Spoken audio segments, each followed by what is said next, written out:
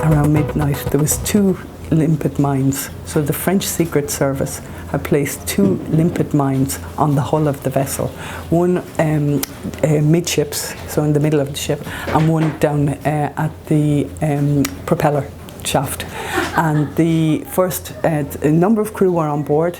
It was very late in the evening, and the first explosion went off, and the boat was tied in alongside the harbour, but it kind of rocked to its side, and the captain, who was sleeping at the time, he jumped up, and he met the chief engineer, and they thought it was just some error in the engine room. Something had blown in the engine room.